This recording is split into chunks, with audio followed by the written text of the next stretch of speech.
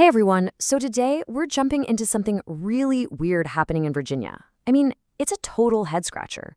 The way their cannabis laws are set up right now is, well, it's confusing, it's frustrating, and honestly, it's pretty bizarre. So this is the big puzzle we need to solve. In Virginia, if you're over 21, it's totally legal to have cannabis. You can even grow a few plants at home, but, and this is a big but, if you want to actually buy it for recreational use, nope. Can't do it. There's not a single legal store in the whole state. So how on earth did we get into this mess? And what happens when a state says you can have it, but you can't buy it? Okay, so a quick history lesson to see how this happened. Back in 2021, possession and growing your own became legal. At the very same time, the state set up this group called the Virginia Cannabis Control Authority, the CCA, and basically said, all right, you guys figure out the retail market. Fast forward to 2024, they've taken charge of the medical program, and right this minute, politicians are hammering out the details for a full-blown retail market. It's this long gap, these years in between, that's created all this confusion. And that right there, that's what brings us to what I'm calling Virginia's cannabis paradox. And believe me, this isn't some abstract legal issue. It's a weird reality for thousands of people every single day. So here's the bottom line. It's legal to have, but illegal to sell recreationally. And you know what they say, right? Commerce finds a way. This legal loophole has created this massive, totally unregulated gray market. You've probably heard about it. Pop-up events, these gifting services where you say, buy an expensive t-shirt and get a free gift of cannabis with it. It's all happening right out in the open, but with zero state oversight. That means no safety checks, no product testing, and of course, millions and millions in tax dollars just vanishing into thin air. Okay, so I know what you're thinking. Wait a minute, what about the medical program? People can legally buy it there, right? And yeah, you're absolutely right, they can. But, and this is a big one, the medical system in Virginia has its own set of huge problems.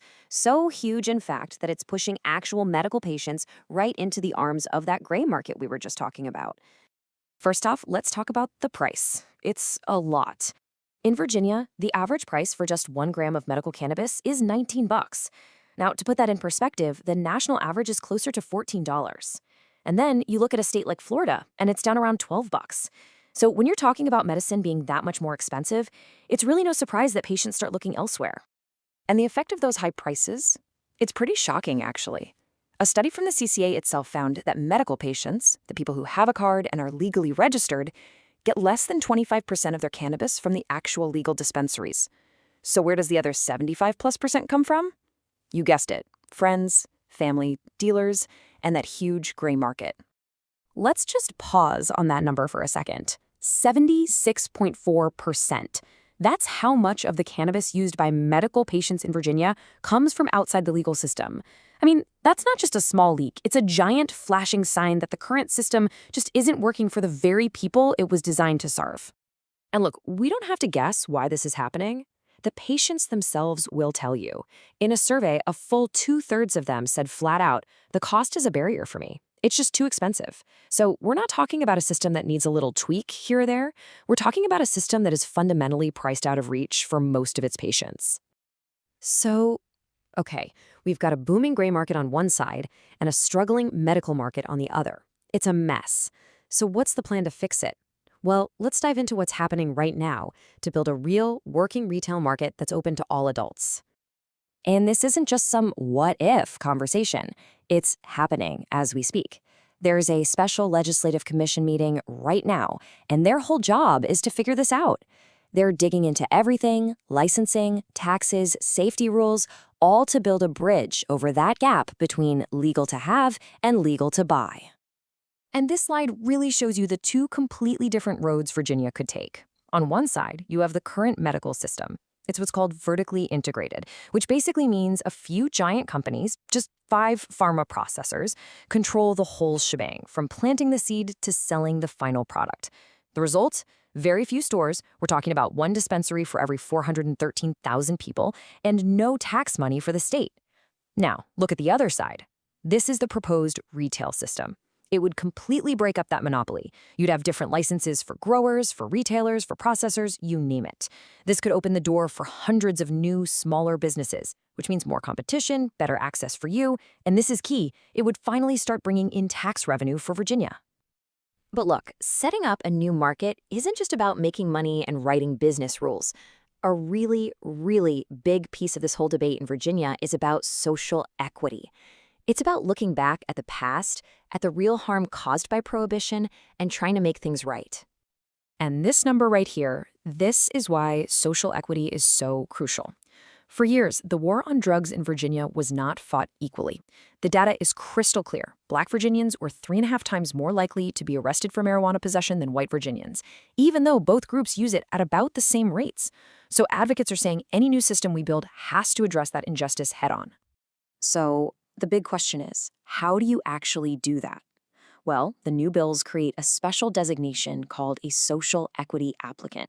And this isn't just some feel-good label. It has a very specific definition. We're talking about someone who was personally convicted of a misdemeanor marijuana offense or has a family member who was.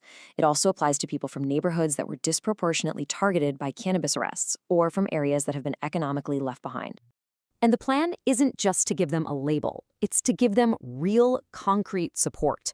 We're talking about a special loan fund with low or even zero interest, because starting a cannabis business is incredibly expensive. We're talking about waiving this pricey license fees.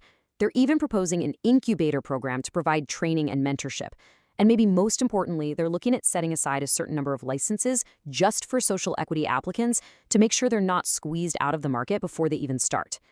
All right, so let's put all the pieces together. What would this new world of legal cannabis sales actually look like for the average person in Virginia? Let's walk through the blueprint that's on the table.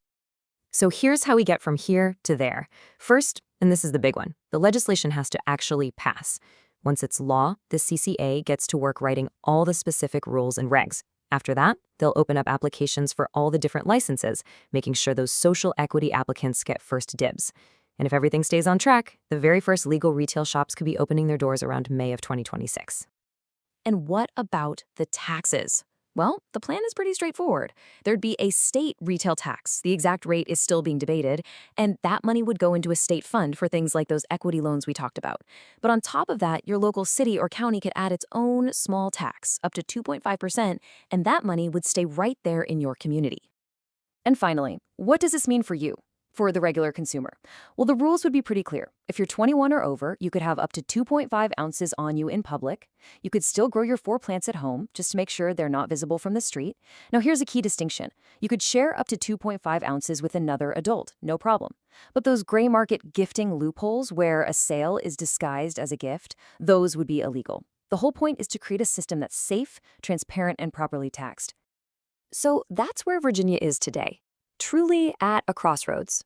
They have this incredibly detailed plan to finally get out of this legal paradox and create a real regulated market.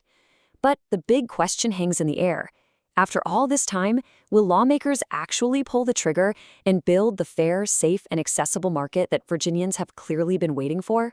The debate is on, and the answer is going to define the future of cannabis in the Commonwealth.